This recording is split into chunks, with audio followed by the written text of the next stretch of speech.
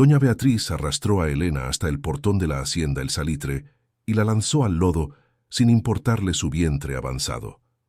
Creyó que con el patrón bajo tierra y los papeles quemados, la fortuna de las minas de plata sería solo suya. Pero cometió un error fatal. El testamento real no estaba en el escritorio, sino oculto dentro de un crisol de fundición que Elena llevaba escondido entre sus harapos. En los próximos minutos entenderás por qué la ambición de la viuda se convirtió en su propia soga. Verás cómo un secreto forjado en metal frío destruyó el imperio de una mujer que se creía intocable. El sol de la tarde golpeaba con una saña particular sobre el polvo del camino. Un polvo rojo que se pegaba a la piel y se metía en los pulmones. Elena sentía el peso de la criatura en sus entrañas y el frío del objeto que apretaba contra sus costillas. Era un crisol de plata, una herramienta vieja ennegrecida por años de fuego y fundición, que cualquiera habría confundido con basura. Pero para ella era la única prueba de que su vida y la de su hijo no le pertenecían a la mujer que acababa de escupirle en la cara. Doña Beatriz se quedó parada bajo el dintel de la gran puerta de madera labrada, limpiándose las manos con un pañuelo de encaje como si hubiera tocado algo podrido. A sus espaldas, la hacienda El Salitre se extendía como un gigante de piedra y cal, dueña de las vetas más ricas de la Sierra de los Venados. El aire allí olía a azufre y a metal recién sacado de las entrañas de la tierra, un olor que durante años Elena había registrado en los libros de contabilidad. Fíjate bien en esto. Hay quienes piensan que el dinero borra la sangre, pero la ambición siempre deja una huella que no se puede limpiar ni con todo el oro del mundo. Elena no lloró. Las esclavas en El Salitre aprendían pronto que las lágrimas no apagaban el fuego del látigo ni llenaban el estómago. Se levantó despacio, sintiendo el lodo frío colándose entre sus dedos, y miró por última vez a la viuda. Beatriz tenía los ojos inyectados en una mezcla de triunfo y miedo. Un miedo que intentaba ocultar tras sus vestidos de seda negra y sus joyas de oro macizo. Pero lo que nadie sabía era que esa misma mañana, antes de que los capataces derribaran la puerta de su cuarto, Elena había visto a la viuda quemar un documento en la chimenea del despacho. Beatriz sonreía mientras las llamas consumían el papel que llevaba el sello del difunto don Pedro. Ella creía que estaba quemando la libertad de Elena y el reconocimiento del hijo que venía en camino. Lo que no sospechaba es que don Pedro, un hombre que conocía la calaña de la mujer con la que se había casado, había jugado una última carta desde el más allá. Don Pedro no era un santo, pero era un hombre de orden. Durante años, confió en Elena para llevar las cuentas de la mina. Mientras otros veían en ella solo un cuerpo para el trabajo, él vio una mente capaz de memorizar números, fechas y leyes. Elena sabía cuánto valía cada barra de plata que salía de las galerías, y sabía, sobre todo, que las deudas de juego de doña Beatriz estaban desangrando la hacienda mucho antes de que el patrón cerrara los ojos para siempre. El problema es que, en el pueblo del cobre, la palabra de una mujer como Elena no valía nada frente al apellido de una viuda poderosa, pero el metal tiene su propio lenguaje. Elena comenzó a caminar, alejándose de la hacienda. Cada paso le dolía, pero no podía detenerse. Sabía que en cuanto Beatriz terminara de revisar los cajones del escritorio y se diera cuenta de que faltaba algo más que una simple hoja de papel, mandaría a sus perros de caza tras ella. No buscaban a la mujer, buscaban el objeto. Ese crisol de plata que Elena cargaba no era solo un recipiente para fundir metal. Era un mensaje grabado en el fondo, oculto bajo capas de hollín y residuos de mineral que solo Elena sabía cómo leer. Había pasado noches enteras en la fundición, bajo el calor asfixiante de los hornos, aprendiendo los secretos de la plata. Don Pedro se lo había dicho una noche, poco antes de morir. Lo que el fuego une, solo la verdad lo separa. Mientras tanto, en la casona el ambiente era de una tensión eléctrica. Doña Beatriz entró al despacho de su difunto marido y cerró la puerta con llave. Sus manos temblaban. Tenía que encontrar el rastro de la otra caja de caudales la que mencionaban las cartas interceptadas. Ella sabía que don Pedro había guardado una parte de la fortuna fuera de su alcance, en algún lugar que requería una llave que ella no poseía. Fue entonces cuando llamó a don Anselmo, el viejo notario del pueblo. Anselmo entró al despacho quitándose el sombrero, con el sudor chorreándole por las sienes. Era un hombre que había vivido de los secretos de los demás, pero que ahora parecía estar ahogándose en los propios. «¿Dónde está el resto, Anselmo?», preguntó la viuda sin rodeos, señalando el libro de cuentas abierto sobre la mesa. «Señora, los registros están claros», balbuceó el viejo evitando mirarla a los ojos. «No me mientas», gritó Beatriz golpeando la madera con el puño. «Las minas han producido el doble de lo que aparece aquí». Pedro escondió la plata de la última veta. «Y sé que tú lo ayudaste». Don Anselmo dio un paso atrás. Sabía que la viuda era capaz de cualquier cosa para mantener su estatus. Había visto cómo mandaba azotar a los mineros por una onza de mineral perdida. Pero también sabía algo que lo aterraba aún más. Elena no se había ido con las manos vacías. Él la había visto salir de la cocina con un bulto bajo el brazo, y la expresión en el rostro de la muchacha no era la de una vencida, sino la de alguien que lleva una sentencia de muerte en el bolsillo. «La muchacha, Elena», susurró Anselmo. Ella llevaba algo. Beatriz se quedó petrificada. Sus ojos recorrieron el despacho, buscando algo que debería estar ahí, y no estaba. Un objeto pequeño pero pesado. Un objeto que Pedro usaba como pisapapeles, pero que siempre llevaba a la fundición personalmente. «El crisol», dijo Beatriz en un susurro que sonó como el siseo de una serpiente. Esa maldita se llevó el crisol de la corona, y ahí estaba el primer gran secreto. Ese crisol no era propiedad de la hacienda, era un préstamo oficial de la Real Casa de Moneda para marcar los quintos del rey. Si ese objeto se perdía, o si caía en manos de las autoridades con las marcas que Pedro le había hecho, la hacienda El Salitre sería confiscada de inmediato por fraude a la corona. Pero había algo más, algo que hacía que a Beatriz se le revolviera el estómago. Ese crisol era la llave física de un mecanismo que ella nunca había podido abrir. Afuera, Elena ya había alcanzado el límite de las tierras de la hacienda. El camino se volvía más empinado y pedregoso, adentrándose en la Sierra de los Venados. Sabía que no podía ir por el camino principal hacia el pueblo. Los capataces la alcanzarían en menos de una hora. Su única opción era la sierra, las viejas galerías abandonadas donde el aire era escaso y las sombras eran profundas. Allí la esperaba Mateo, un joven minero que había visto demasiadas injusticias y que guardaba por Elena un respeto que iba más allá de la lealtad. Mateo conocía los túneles como la palma de su mano. Sabía qué vigas estaban podridas y qué grietas conducían al otro lado de la montaña, lejos de los ojos de la viuda. Pero Elena sintió un tirón fuerte en el vientre. Se apoyó contra una roca, respirando con dificultad. El sudor le nublaba la vista. Sabía que el tiempo se le acababa, no solo por los perseguidores, sino porque su hijo no estaba dispuesto a esperar a que ella estuviera a salvo para llegar al mundo. De pronto, el sonido de cascos de caballos retumbó en la distancia. Eran al menos 3. Los hombres de Beatriz no habían tardado nada en salir tras ella. Venían armados, y sus órdenes eran claras: recuperar el objeto y asegurarse de que la mujer no hablara nunca más. Elena apretó el crisol contra su pecho. El metal estaba caliente, como si guardara todavía el calor de los hornos de El Salitre, o quizás era su propio miedo el que lo calentaba. Miró hacia la entrada de la mina abandonada, una boca oscura que prometía refugio o una tumba segura. «Aguanta un poco más, pequeño», susurró, hablando con el hijo que aún no conocía. «Tu padre nos dejó una llave, y vamos a usarla aunque nos cueste la vida».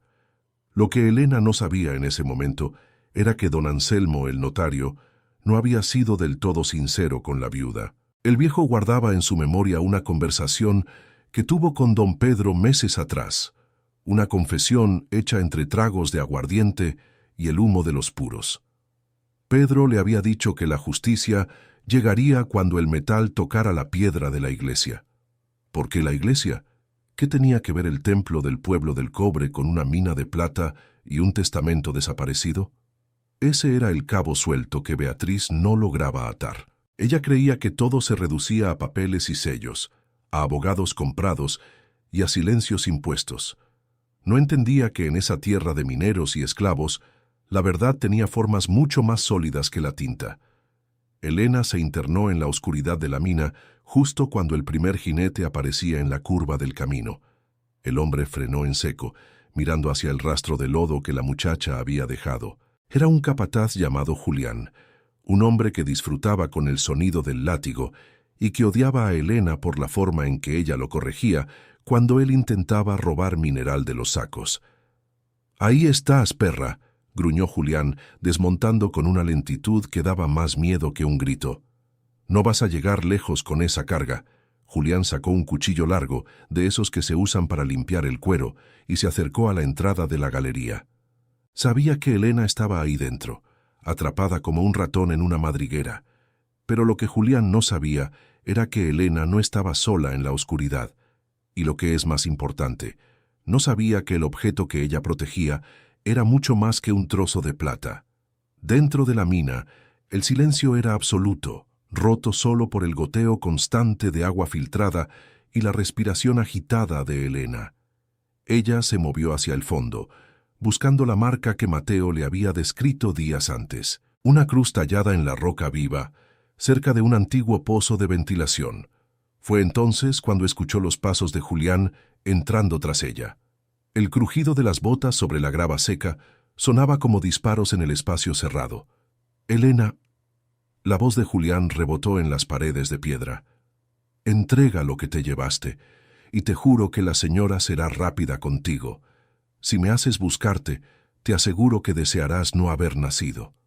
Elena se encogió en un rincón, cubriéndose la boca para no hacer ruido. Sus dedos palparon la superficie del crisol. Notó las irregularidades en el fondo, los relieves que don Pedro le había mostrado bajo la luz de una vela. Aquello no era solo un sello real, era un mapa en relieve, una guía táctil que solo alguien que conociera la hacienda centímetro a centímetro podría descifrar. El problema era que, para usar esa guía, necesitaba luz. Y la luz era lo último que podía permitirse tener en ese momento. A pocos metros, Julián encendió una antorcha. La llama iluminó las paredes de la mina, proyectando sombras grotescas que parecían cobrar vida. El capataz avanzaba con cuidado, sabiendo que en esas galerías viejas, un mal paso podía significar una caída de 50 metros al vacío. «Sé que estás aquí, contadora», se burló Julián. «Siempre te creíste mejor que nosotros porque sabías leer. Pues lee esto. Vas a morir en este agujero». Justo cuando la luz de la antorcha estaba a punto de alcanzar el rincón donde Elena se ocultaba, una mano fuerte y callosa se cerró sobre la boca de la muchacha desde las sombras. Elena estuvo a punto de gritar, pero el olor a tierra y a tabaco barato la detuvo. Era Mateo. El joven minero le hizo una seña para que guardara silencio y señaló hacia arriba, hacia una pequeña abertura en el techo de la galería por donde se filtraba un hilo de luz lunar. Mateo tenía una piedra pesada en la otra mano. No iba a dejar que Julián se acercara más, pero el destino tenía otros planes. Un crujido sordo resonó bajo los pies de Julián. El capataz se detuvo mirando hacia abajo. El suelo de madera podrida, oculto bajo una capa de polvo, empezó a ceder. «¡Maldita sea!», exclamó Julián intentando retroceder, pero era tarde. Con un estruendo que pareció derrumbar toda la montaña, el suelo desapareció bajo el capataz. Julián cayó en el pozo de ventilación, su antorcha girando en el aire como una estrella fugaz antes de apagarse en el fondo oscuro. Sus gritos se cortaron de golpe cuando el sonido del impacto llegó hasta arriba. Elena temblaba incontrolablemente. Mateo la ayudó a levantarse, sosteniéndola con firmeza. «Tenemos que movernos, Elena», susurró Mateo. «Los otros jinetes vendrán en cuanto oigan el ruido». Julián no era el único que quería esa plata. «No es plata, Mateo», dijo ella recuperando el aliento mientras apretaba el crisol contra su vientre. «Es mucho más. Es la prueba de que doña Beatriz ha estado robando a la corona y de que la hacienda le pertenece a mi hijo». Mateo la miró con asombro.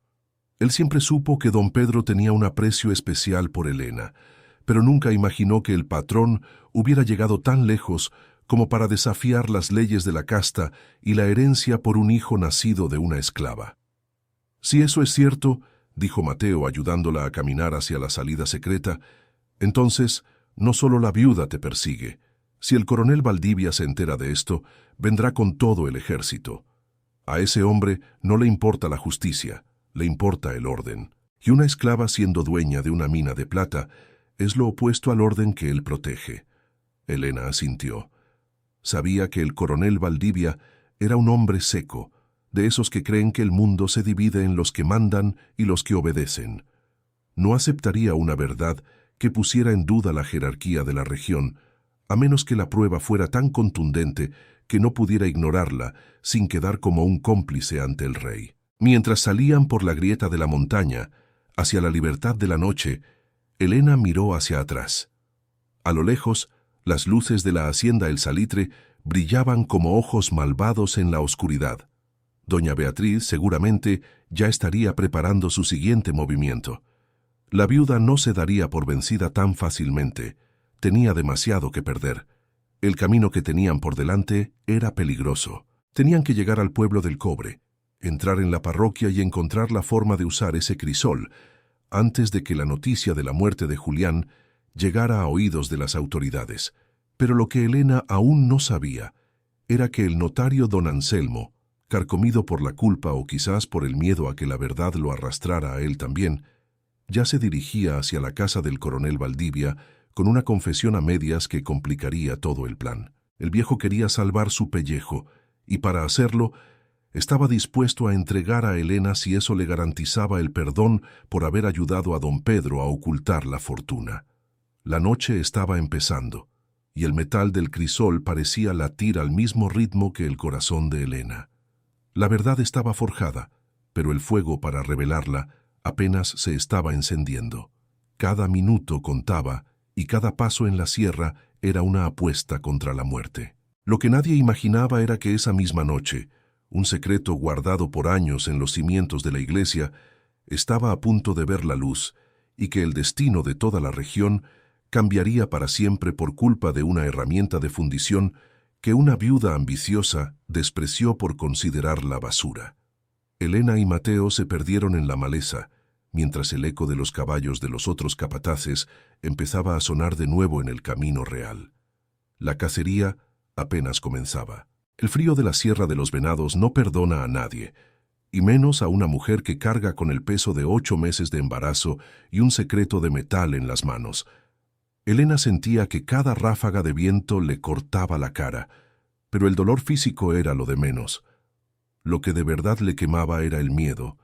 Mateo la llevaba casi a rastras por senderos que solo los venados y los fugitivos conocían, esquivando las espinas que desgarraban sus ropas. Sabían que el tiempo era un lujo que no tenían. El estruendo en la mina seguramente ya habría alertado a los otros capataces de la hacienda El Salitre, y pronto la sierra estaría infestada de hombres con linternas y sed de sangre. Repara en esto. Hay quienes le llaman tradición a lo que en realidad es pura maldad con nombre y apellido, y doña Beatriz era la encarnación de ese veneno. Mientras caminaban, Elena no podía dejar de pensar en los ojos de don Pedro antes de morir. No era el cariño lo que recordaba, sino la urgencia. El patrón sabía que su vida se apagaba y que su esposa, la mujer que lucía mantillas de seda en la misa de los domingos, no dudaría en arrojar a Elena y a su hijo a los lobos en cuanto él dejara de respirar. Elena, el papel se quema, pero el metal recuerda, le había susurrado con voz pastosa. En aquel momento ella no lo entendió del todo, pero ahora, sintiendo el relieve del crisol contra sus dedos entumecidos, todo empezaba a cobrar un sentido aterrador. El problema es que doña Beatriz no era solo ambiciosa, era una mujer acorralada. Sus deudas en las mesas de juego del pueblo del Cobre eran el secreto peor guardado de la región. Si no recuperaba el control total de las minas, las joyas que colgaban de su cuello pronto serían propiedad de los prestamistas. Por eso necesitaba que Elena desapareciera. No se trataba solo de odio, se trataba de supervivencia. Para la viuda, la vida de una esclava y un bastardo no valía más que el polvo que se sacudía de los zapatos. En la hacienda El Salitre, la furia de Beatriz había alcanzado un punto de ebullición. Al ver que Julián no regresaba, mandó llamar a los otros 2 capataces, 2 hermanos conocidos por su crueldad y por no hacer preguntas. Les ordenó que no volvieran sin el crisol. Si la encuentran, traigan el objeto. El resto no me importa. Digan que se cayó por un barranco, digan que la atacó un puma. Pero traigan esa plata, les gritó mientras destrozaba un jarrón de porcelana contra el suelo. Pero lo que Beatriz no sabía era que el notario, don Anselmo, ya no estaba en la hacienda. El viejo había salido al galope hacia la oficina del coronel Valdivia. Anselmo era un hombre cobarde, sí, pero su cobardía lo empujaba hacia quien tuviera más poder en ese momento. Sabía que si Elena lograba mostrar ese crisol a las autoridades adecuadas, la viuda terminaría en la miseria o en la cárcel, y él no quería caer con ella. Su plan era simple: contarle al coronel que la esclava había robado un objeto de la corona, pero omitir que ese mismo objeto contenía las pruebas del fraude de Beatriz. Así, Anselmo quedaría como el ciudadano ejemplar que denunció un robo, ocultando su propia complicidad en los negocios turbios de la hacienda. Mientras tanto, en lo profundo de la sierra, Elena y Mateo se detuvieron en una pequeña cueva para recuperar el aliento. Elena se dejó caer en el suelo, gimiendo de dolor. Mateo encendió una pequeña astilla de madera, solo lo suficiente para ver lo que hacían. «Déjame ver eso, Elena», dijo Mateo señalando el crisol. Con un trozo de su propio vestido, Elena empezó a limpiar la costra de hollín que cubría el fondo del metal. El calor de sus manos y el roce constante habían aflojado la suciedad. A medida que la plata relucía bajo la débil luz, un escalofrío le recorrió la espalda. No era solo el sello de la corona. Alrededor del escudo real, don Pedro había grabado con una punta de acero una serie de números y un símbolo que Elena reconoció de inmediato: la cruz de la parroquia del Pueblo del Cobre, pero con un detalle diferente. La cruz tenía una flecha apuntando hacia la base. «No es un mapa de la mina, Mateo», susurró Elena con los ojos muy abiertos. «Es un código. Estos números son las coordenadas de los libros de registro que el patrón guardaba en secreto». Fue en ese momento cuando se dieron cuenta de la magnitud de la trampa. Don Pedro no solo había escondido el testamento, había dejado una pista física que vinculaba la riqueza de la mina directamente con la iglesia. Pero había algo más. Al frotar un poco más fuerte, Elena sintió una hendidura en el borde del crisol. No era un desgaste natural, era una muesca diseñada para encajar en algo. «Mateo, repara en esto», dijo ella, su voz temblando por la revelación. «Este crisol no es solo para fundir, es una llave que solo encaja en un lugar sagrado». Pero el alivio de haber descubierto el secreto duró poco. Un sonido de ramas quebrándose fuera de la cueva los dejó paralizados. El viento trajo consigo el olor a tabaco y el sonido metálico de un arma siendo cargada. Los hermanos capataces estaban cerca. Habían encontrado el rastro de sangre que Elena, sin saberlo, había ido dejando en las piedras debido al esfuerzo del escape. «Sal de ahí, muchacha», gritó una voz ronca desde la oscuridad. «Sabemos que estás herida. No hagas esto más difícil.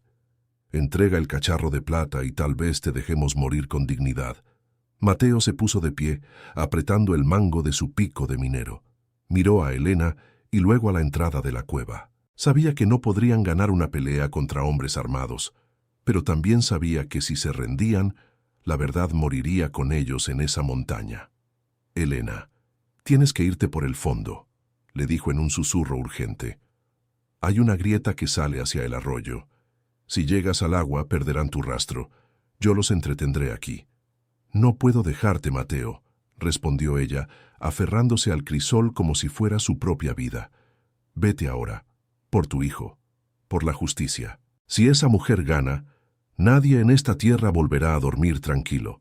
Justo cuando el primer capataz asomaba la cabeza por la entrada de la cueva, Mateo lanzó la astilla encendida hacia unos matorrales secos, provocando una llamarada repentina que cegó a los atacantes por un instante.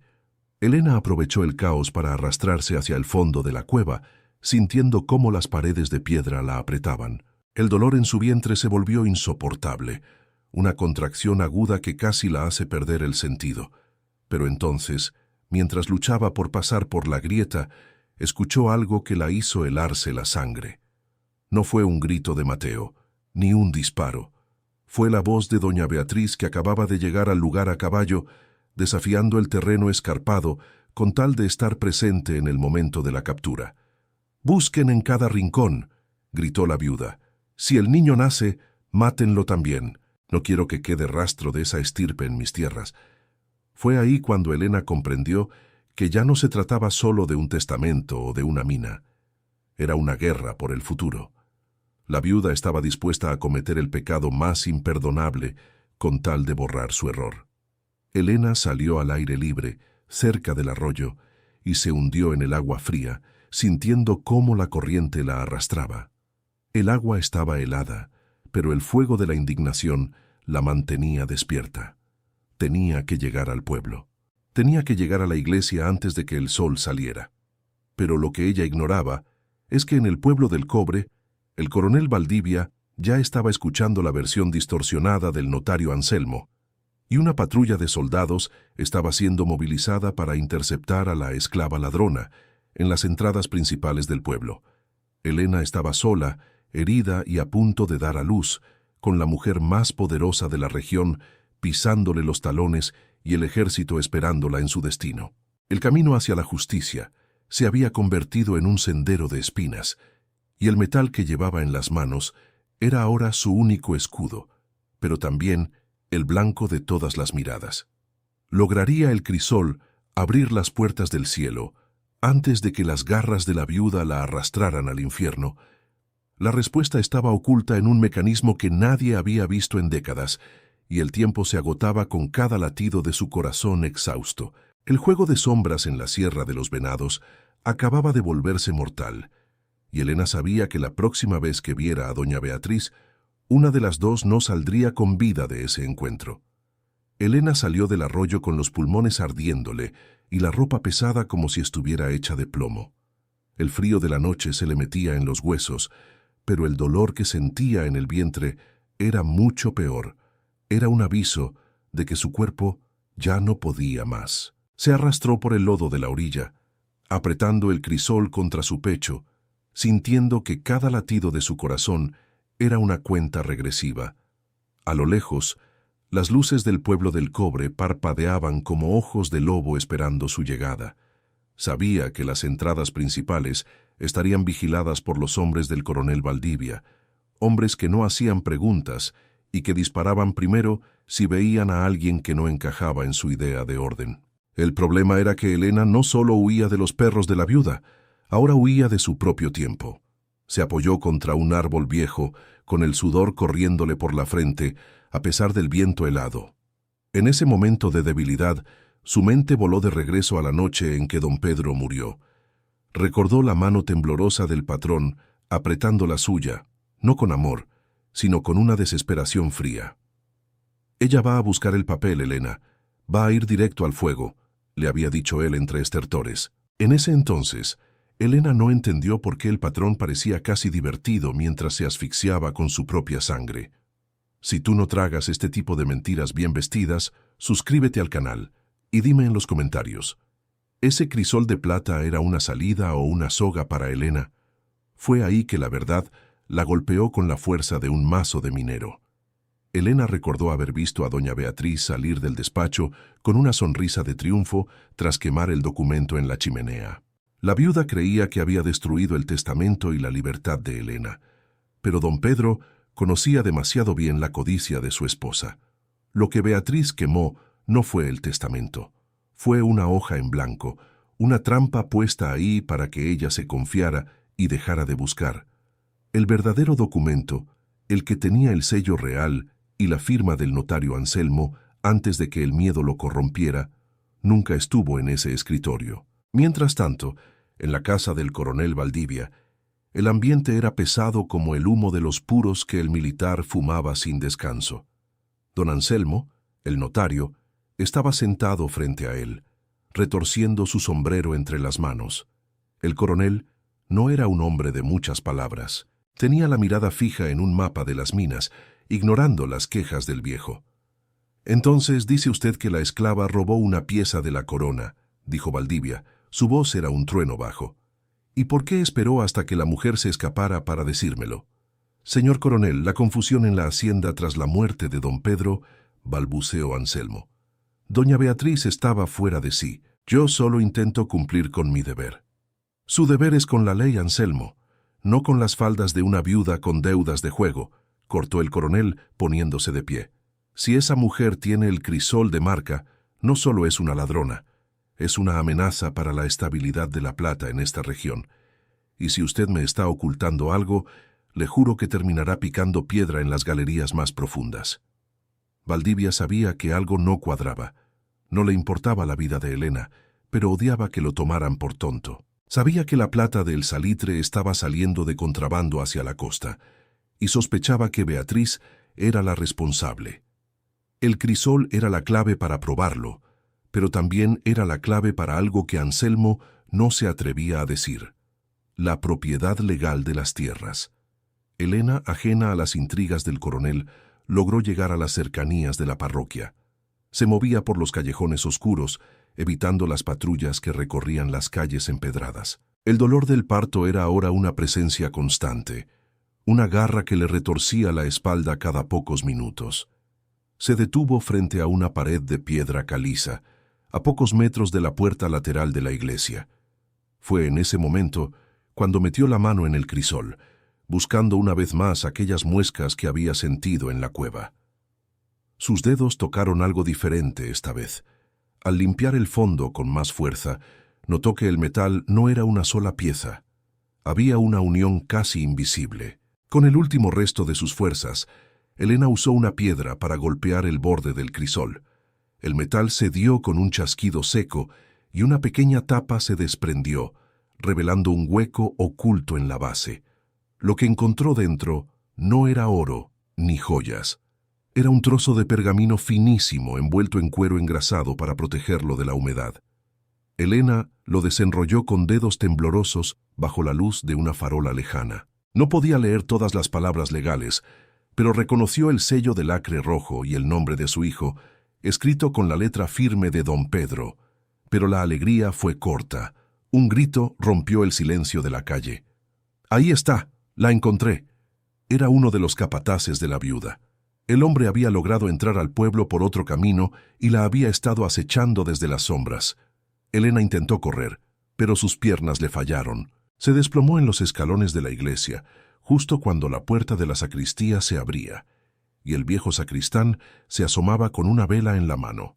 «Ayúdeme», alcanzó a decir Elena, extendiendo el crisol y el pergamino. El capataz se acercó con el látigo en una mano y una pistola en la otra. No le importaba estar frente a la casa de Dios. Tenía órdenes de recuperar el metal y acabar con la testigo. Pero lo que el hombre no vio fue que, detrás de él, una patrulla de soldados del coronel Valdivia doblaba la esquina, atraídos por el grito. El juego de sombras se volvía mortal. Elena estaba atrapada entre los asesinos de la viuda y los soldados de un coronel que no aceptaba la libertad de nadie que no tuviera su permiso. El secreto estaba a la vista, pero la mano que debía sostenerlo estaba a punto de perder toda su fuerza.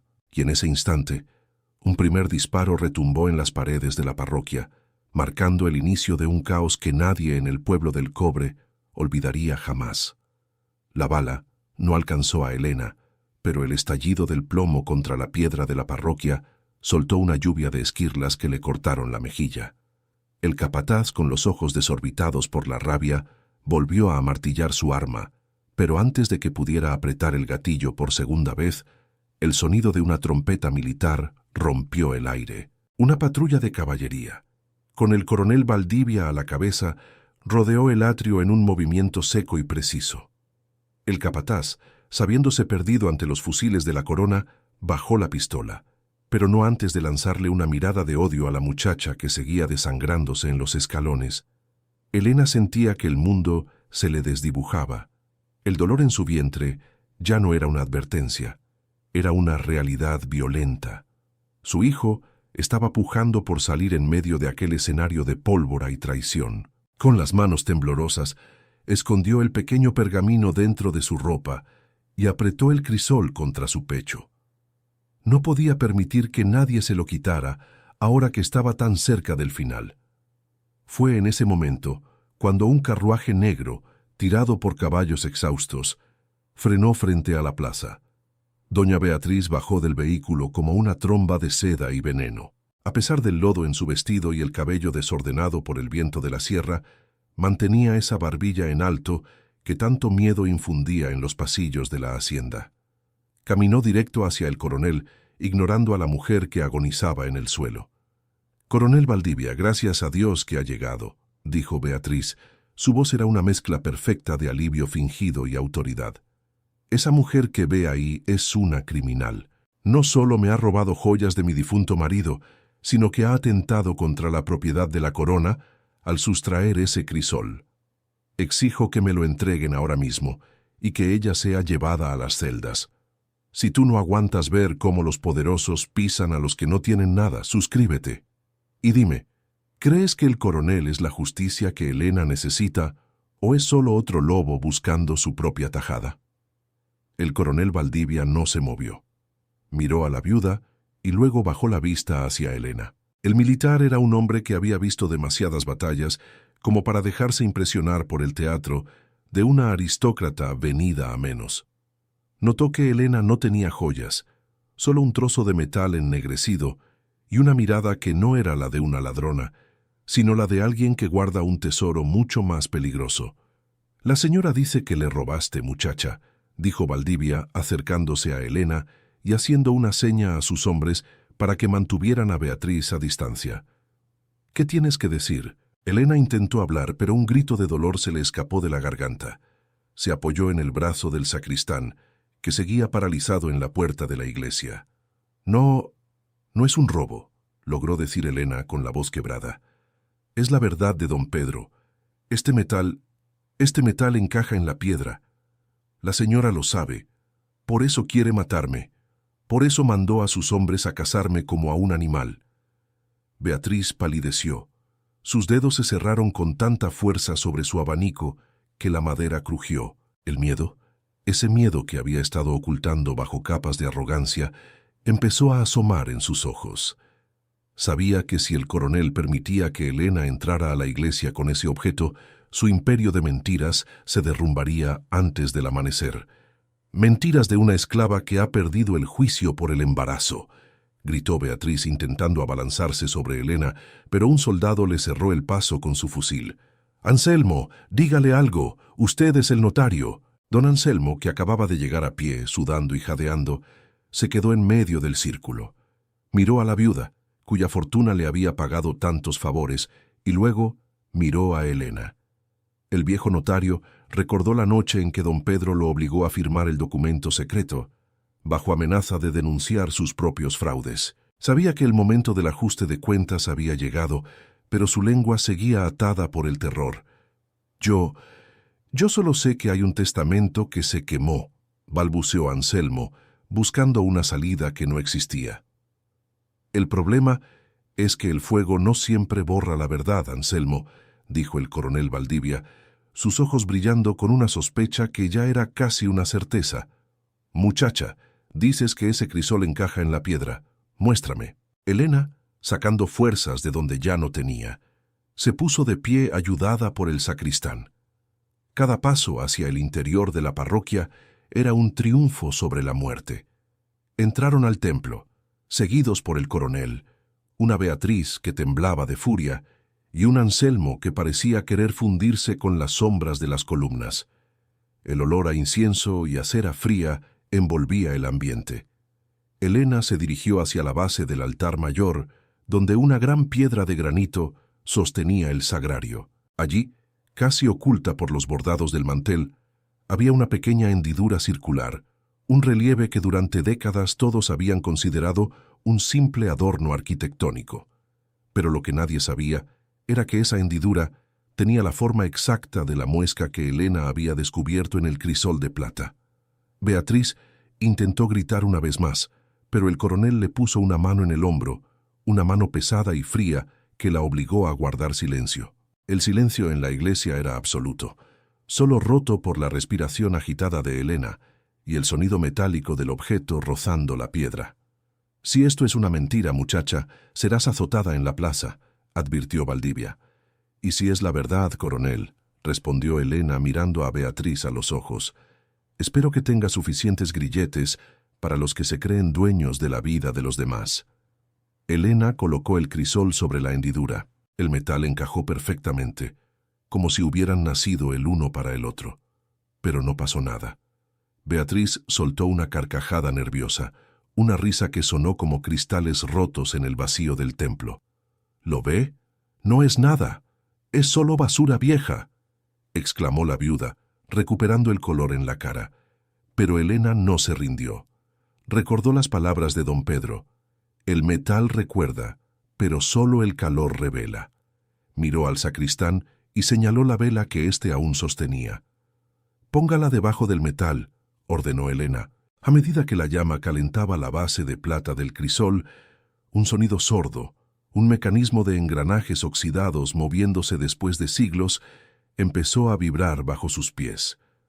La piedra del altar comenzó a girar lentamente, revelando un hueco oscuro que nadie en el pueblo del cobre sabía que existía. El aire que salió de allí olía a papel viejo y a un secreto que había esperado demasiado tiempo para ser contado. Fue entonces cuando Beatriz dio un paso atrás, tropezando con su propio vestido. Su máscara finalmente se rompió, revelando el rostro de una mujer que sabía que su condena estaba a punto de salir a la luz, escrita con la tinta de un hombre que la conocía mejor que nadie. El juego estaba por terminar, pero el precio de la verdad todavía no había sido pagado en su totalidad. El crujido de la piedra contra la piedra resonó en las bóvedas de la iglesia como un trueno capturado. Del hueco oscuro del altar emergió una pequeña caja de hierro reforzado, cubierta por una pátina de grasa y polvo de mina. Doña Beatriz, al ver el objeto, perdió por completo los estribos. Se lanzó hacia adelante, con las uñas extendidas como garras, gritando que aquello era propiedad privada, un secreto de alcoba que nadie tenía derecho a profanar. Sus gritos, agudos y cargados de una desesperación animal, rebotaron en los santos de madera que parecían juzgarla desde sus nichos. Pero el coronel Valdivia no era hombre que se dejara espantar por los alaridos de una mujer acorralada. Con un movimiento seco de su bota, bloqueó el paso de la viuda y tomó la caja entre sus manos enguantadas. El peso del hierro era el peso de la verdad, y todos en el templo lo sabían. El problema es que mientras el coronel examinaba la cerradura, Elena se desplomó por completo. El esfuerzo de haber cruzado la sierra y la tensión de aquel enfrentamiento final habían roto las últimas defensas de su cuerpo.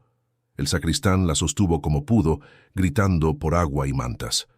En el suelo de piedra fría, bajo la luz mortecina de las velas, el hijo de Elena decidió que ya no esperaría más. La vida se abría paso en el mismo lugar donde la muerte y la codicia habían intentado enterrar la justicia. Repara en esto. No hay nada más peligroso que una mujer que ya no tiene nada que perder, excepto a la mujer que cree que todavía puede comprar el cielo con dinero sucio. «Ábrala de una vez, coronel», rugió Beatriz, cambiando su tono de súplica a una orden histérica. «Ese es mi patrimonio. Anselmo, dígale que esa caja me pertenece por derecho de matrimonio». El notario Anselmo, sin embargo, ya no podía hablar. Estaba mirando fijamente la tapa de la caja. Sabía lo que había dentro. Sabía que don Pedro no solo había guardado un testamento, sino una confesión detallada de cómo Beatriz había intentado envenenarlo meses antes de su muerte real, usando arsénico mezclado con el azúcar de su café. El viejo notario se santiguó, con las manos temblando de forma incontrolable. Valdivia insertó la base del crisol en la ranura de la caja. El metal encajó con una precisión quirúrgica. Al girarlo, se escuchó un chasquido metálico, limpio y definitivo.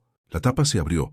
revelando no monedas de plata, sino un fajo de documentos lacrados con el sello real de la Casa de Moneda. Fue entonces cuando el coronel sacó el primer papel y lo leyó en voz alta, mientras el llanto de un recién nacido empezaba a llenar el silencio de la parroquia. La voz del militar era fría, cortante, como una sentencia dictada en el campo de batalla. Don Pedro no solo dejaba la hacienda El Salitre y todas sus minas al hijo de Elena, también declaraba que doña Beatriz perdía cualquier derecho a pensión o vivienda al demostrarse que había falsificado las firmas de los libros de contabilidad para ocultar sus deudas de juego. Pero lo que nadie esperaba, el giro que hizo que incluso el coronel frunciera el ceño, fue el segundo documento. Era una orden de aprehensión firmada en blanco por el propio gobernador, que solo necesitaba la prueba física del crisol marcado para ejecutarse. Don Pedro había preparado la ruina de su esposa con la misma paciencia con la que se funde el metal más duro. Beatriz se dejó caer de rodillas con los ojos vacíos, mirando cómo los soldados se acercaban a ella. Su imperio de seda se había convertido en una mortaja de hierro. Mientras tanto, Elena, pálida y exhausta, sostenía en brazos a un niño que acababa de nacer dueño de las montañas, mientras el crisol de plata, el objeto que la viuda despreció como basura, brillaba sobre el altar con el reflejo de una justicia que tardó, pero que finalmente no dejó piedra sobre piedra. El precio de la ambición estaba pagado, pero la noche aún guardaba un último secreto que el coronel estaba a punto de revelar. El coronel Valdivia no esperó un segundo más. Con el documento en la mano y el llanto del recién nacido resonando en las cúpulas de la iglesia, miró a sus soldados y señaló a Beatriz con un gesto cargado de desprecio. «Llévensela y busquen al médico legista. Aquí hay pruebas de un envenenamiento que debe ser juzgado», ordenó con voz de piedra. La viuda, que minutos antes se sentía la dueña de la vida y la muerte en el pueblo del cobre, fue arrastrada fuera del templo, tropezando con sus propios encajes en el mismo lodo donde horas antes había lanzado a Elena. Fue ahí que el imperio de mentiras de la hacienda El Salitre se desmoronó por completo. El notario Anselmo, viendo que su protectora caía, intentó balbucear una confesión para salvar su propio pellejo, pero Valdivia también le puso los grilletes. El fraude a la corona y la conspiración para asesinar a don Pedro estaban escritos con una claridad que ninguna influencia podía borrar. Beatriz terminó sus días en una celda fría, despojada de sus joyas para pagar las deudas de juego que la habían consumido, mientras su nombre se convertía en sinónimo de ruina y vergüenza en toda la región. Pero lo que nadie esperaba era la transformación de la hacienda. Elena, con su hijo en brazos y su carta de libertad definitiva sellada por la autoridad militar, regresó a la Sierra de los Venados. No volvió para limpiar pisos, sino para tomar las riendas de un legado que ahora le pertenecía a su heredero. El testamento oculto en el altar era inatacable. Bajo su mando, el sonido del látigo fue reemplazado por el de contratos justos y el respeto a quienes sudaban en las galerías. Elena no buscó venganza, buscó orden, y la plata de El Salitre volvió a brillar, pero esta vez sin el rastro de sangre que la ambición de Beatriz le había impuesto. Suscríbete. Aquí sacamos a la luz lo que otros intentaron enterrar para siempre. Y comenta, ¿crees que en el pueblo alguien más sabía la verdad o todos prefirieron fingir para no enfrentar el poder de la viuda? El miedo hace que el criminal se entregue por sus propios descuidos. Beatriz creyó que el fuego lo borraba todo, pero olvidó que la verdad se forja en el hierro y se guarda en la memoria de los que no tienen nada que perder. Al final, el crisol de plata no solo sirvió para fundir el mineral de las minas, sino para forjar la libertad de una madre que se atrevió a caminar entre los lobos para reclamar lo que el destino le había prometido. La justicia tardó en llegar, pero cuando lo hizo fue tan pesada y definitiva como el metal que la reveló.